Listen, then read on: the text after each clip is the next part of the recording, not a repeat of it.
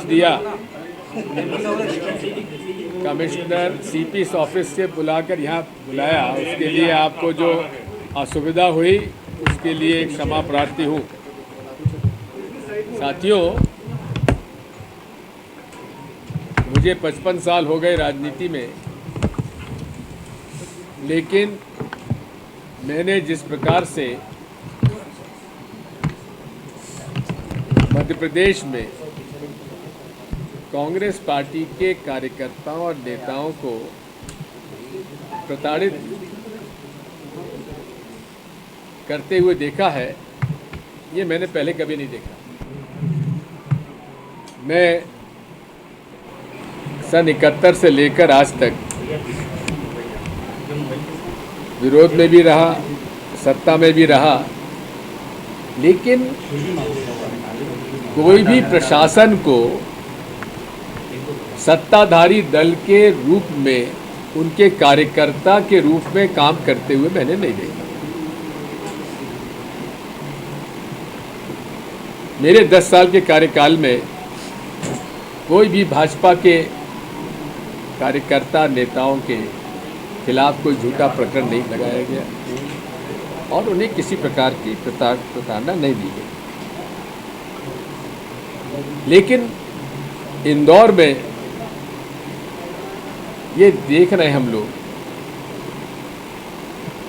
कि कार्यकर्ता, कांग्रेस के कार्यकर्ताओं को छांट कर उनके खिलाफ कार्रवाई की जा रही है और भाजपा के वो लोग जो कि खुलकर अपने ही दल के लोगों के साथ मारपीट करके उनको ज़बरदस्ती नंगा कराया जाता है उनके परिवार के सामने, उनके अपराधियों पर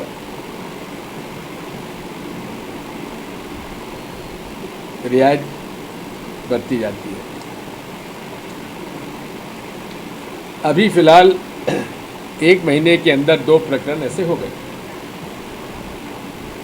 वैसे प्रकरण बहुत सारे हैं, लेकिन जहां विपक्ष के नेता नगर निगम इंदौर में और प्रदेश कांग्रेस के अध्यक्ष जीतू पटवारी जी के प्रकरण, भाइयों के प्रकरण, साफ दिख रहा है कि इन्हें झूठा प्रकरण बना के बस फंसाया जा रहा है और अपराधियों को बख्शा जा रहा है। मैं पहले चिंटू चौकसे जी का प्रकरण लेता हूँ। हाँ, इनके बच्चों में और दूसरे में पड़ोसी में किसी बात को लेकर झगड़ा हुआ, दोनों के तरफ सिर में चोट आई, लेकिन जो भाजपा के साथ जुड़ा हुआ उसको गंभीरता से लेते हुए कांग्रेस के चिंटू चौकसे के परिवार के लोगों पर गंभीर मुकदमे दायर किए, उनको गिरफ्तारी की, लेकिन इनकी एफआईआर जो हुई उस एफआईआर में जो कार्रवाई होना चाहिए थी वो नहीं हुई।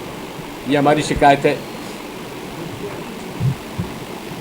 खैर, अदालत ने हमारी प्रार्थना स्वीकार की और उनकी जमानत हो गई और बाकी केस भी हम लोग लड़ेंगे। लेकिन मैंने स्वयं ने दोनों लोग जिनके सर में चोट आई है उनका फोटोग्राफ मैंने सोशल मीडिया पे डाला था। साफ लग रहा था कि बीजेपी के व्यक्ति के उतनी गंभीर चोट नहीं है, लेकिन गंभीर प्रकरण उन लोगों पे लगाया गया जो उनके साथ उनका झगड़ा हुआ। दूसरी तरफ चिंटू चौकसे के पुत्र को काफ़ी सीरियस चोट थी,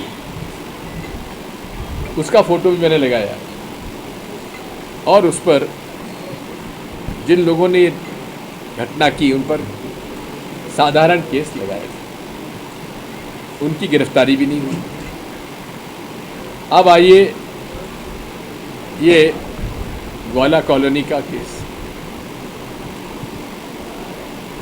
ये केस मुझे थोड़ा सा इसलिए पहले मालूम है कि वर्ष 96 में 94-96 में इंदौर से डेयरी जो है उनको बाहर शिफ्ट करने का एक सुझाव आया, तो वहाँ सरकारी ज़मीन थी, वहाँ ग्वाला कॉलोनी के नाम से उसको डेवलप करना चाहते थे, लेकिन वो फिर डेवलप हुई नहीं, लोग वहाँ गए नहीं किसी कारणों से, वो ज़मीन खाली पड़ी थी। उस ज़मीन पर यादव समाज ने, जो कि गौ पालक है, उन्होंने एक ट्रस्ट का गठन किया और उस गठन करने के पश्चात वहाँ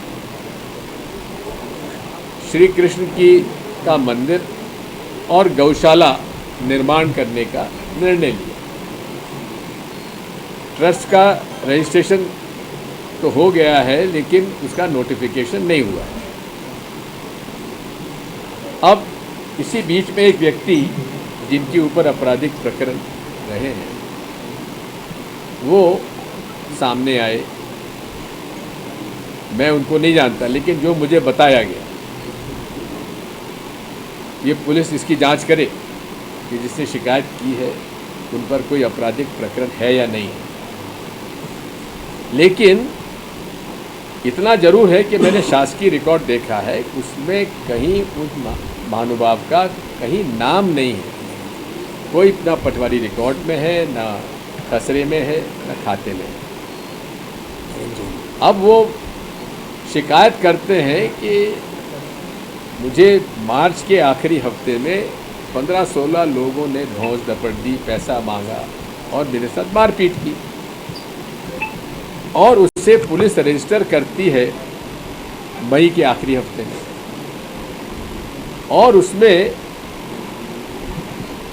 प्रदेश कांग्रेस के अध्यक्ष जीतू पटवारी जी के दो भाइयों के खिलाफ मुकदमा दर्ज हो जाता है, जबकि वो उनका कोई लेना देना नहीं, ना वहाँ कभी लोग गए, ना कोई प्रमाण है उसकी तरफ। अब इस प्रकरण में क्योंकि जीतू पटवारी जी प्रदेश कांग्रेस के सक्रिय अध्यक्ष हैं और वे दृढ़ता से भाजपा के काले कारनामों को उजागर कर रहे हैं, तो उस बदनीति से ऐसा प्रतीत होता है, उस बदनीति से उनके भाइयों के झूठे प्रतीक बनाए गए। अब ये प्रकरण थाने में दर्ज हो गया। सदाशिव यादव हमारे जिला कांग्रेस के अध्यक्ष ग्रामीण थे, उनको भी इसमें आरोपी बनाया गया। हाँ, ट्रस्ट का रजिस्ट्रेशन सदाशिव यादव जी ने करवाया, और जहाँ तक मुझे बताया गया है श्री नारायण यादव जी की सहमति से वो उसके संरक्षक बने, और उसमें कांग्रेस पार्टी, भाजपा पार्टी, सबके लोग उसमें शामिल हैं। ये यादवों का संगठन है, यादव समाज का जो प्रतिष्ठित है, उनका संगठन है, उन्हीं का ये पंजीयन है, और वो वहाँ भगवान कृष्ण का मंदिर और गौशाला खोलना चाहते थे। तो उसकी जो प्रक्रिया है उसका वो पालन उनको करना चाहिए। लेकिन ये जो जीतू पटवारी जी के दोनों भाइयों का झूठा नाम लगाया गया, और वहाँ पर और भी उस बाकी लोग जो हैं जिनको अपराधी बनाया गया है, वो तो वहाँ शामिल भी नहीं थे, उनको भी उसमें शामिल कर दिया गया। उसको बिना सोचे समझे उनके FIR दर्ज कर ली गई। हमने आज माननीय आयुक्त महोदय को जो मेमोरेंडम दिया है उसकी कॉपी ये है, ये आपको हम लोग सर्कुलेट कर देंगे, और ये सर्कुलेट हो जाने के बाद हमने उनको मेमोरेंडम दिया एडिशनल कमिश्नर साहब को, क्योंकि कमिश्नर पुलिस बाहर गए हुए थे, इसलिए एडिशनल कमिश्नर साहब से हम लोग मिले, और उनसे हमने यही अनुरोध किया है कि आप 15 दिन के अंदर इस केस को निपटाओ। जो झूठे प्रकरण बने हैं उनको समाप्त करो, अन्यथा हमें 15 दिन के बाद पूरे प्रदेश के कांग्रेस के कार्यकर्ताओं को बुलाकर हमें मजबूरी में आंदोलन करना पड़ेगा। उसकी सारी जिम्मेदारी कमिश्नर साहब पुलिस और राज्य सरकार की होगी। मैं इतना ही उनसे अनुरोध करूंगा कि जिसने अपराध किया है उसके खिलाफ कार्रवाई करिए। मैं कोई अपराधियों को बचाने की पैरवी करने नहीं आया हूँ, लेकिन जिनके झूठे प्रकरण, झूठे नाम लगाए गए हैं, मैं तो उनकी पैरवी करने आया हूँ। ये मेरी आपसे यही प्रार्थना है जो हम लोगों ने आज वहाँ गए।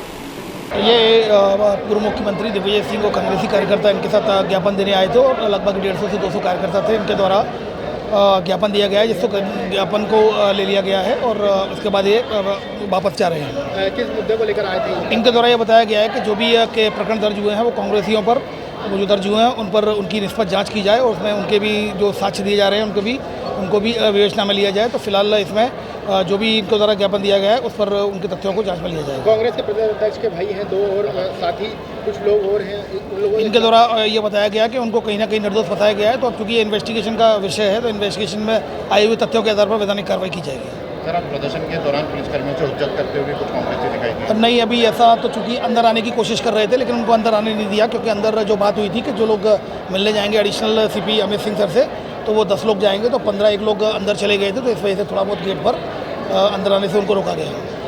कार्रवाई की जाएगी सर इस पर? देखिए, इन्वेस्टिगेशन जो भी है, इन्वेस्टिगेशन में आई तथ्यों के आधार पर जो इन्होंने मुद्दे बताए हैं, इन्वेस्टिगेशन में तथ्यों के आधार पर वैधानिक कार्रवाई की जाएगी।